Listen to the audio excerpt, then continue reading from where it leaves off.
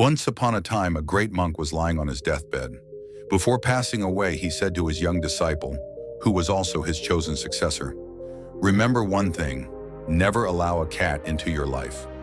With these final words, the master took his last breath. A large crowd had gathered to hear the last statement of the Reverend.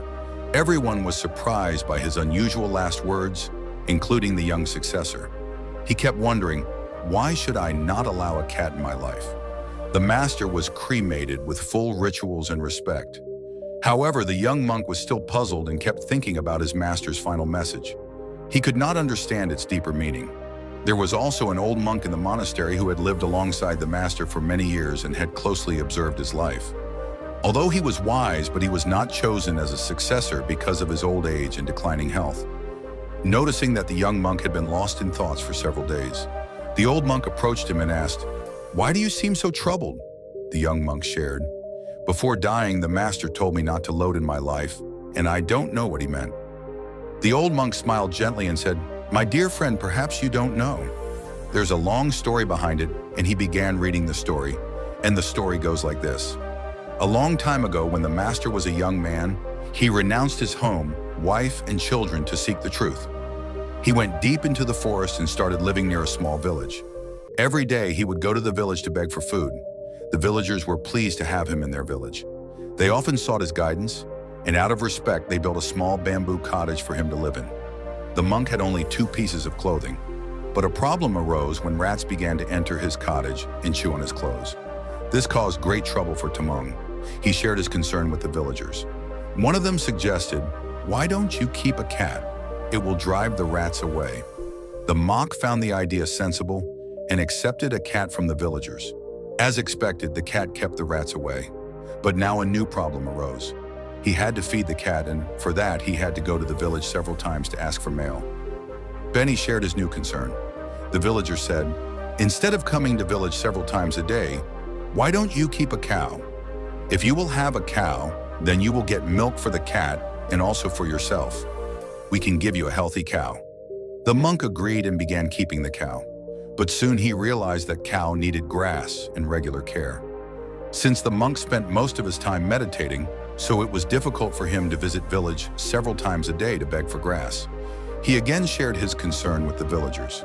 The villager said, "It does not seem right that a monk like you begs for grass every day. You should have someone to help you." They proposed a solution and said, "There is a widow in our village. Her husband has passed away and she has no family. If we ask her, she would be happy to serve a monk like you. She can take care of your cow, your cat, and even you. We will also clear some land beside your cottage so that she can grow grass and vegetables there." The monk found nothing wrong with the idea. The villagers spoke to the widow and she readily agreed. She moved into the cottage and began managing everything, feeding the cow and the cat, maintaining the hut, cooking meals, and working in the small field. She worked with great dedication.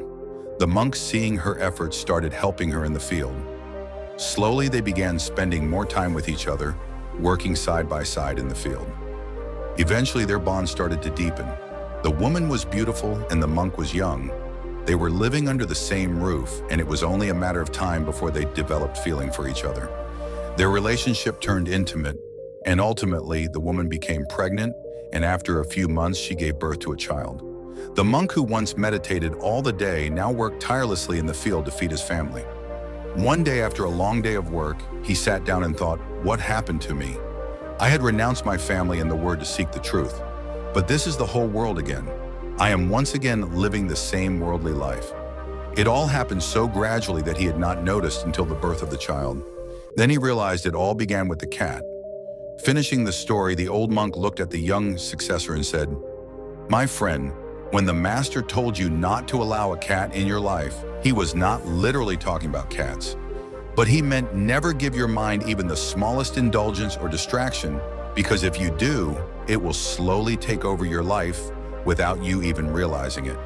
If we honestly look at our lives, we will see that many times we knowingly allow our mind to do things that we are aware are not right for us. We convince ourselves by saying just only once, it won't become a habit. But that's where problem begins. The moment you give your mind a little freedom, it starts demanding more, and without even realizing, you fall into its trap. This is how addictions and bad habits take birth. Take the example of watching porn. Many youngsters start watching porn just for once without the intention of becoming a slave to it.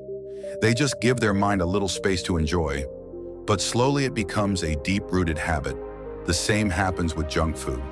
We know it is harmful, yet we give in just once, and over time it affects our health, energy, and our life. The mind is extremely powerful. It can be your best friend or your worst enemy.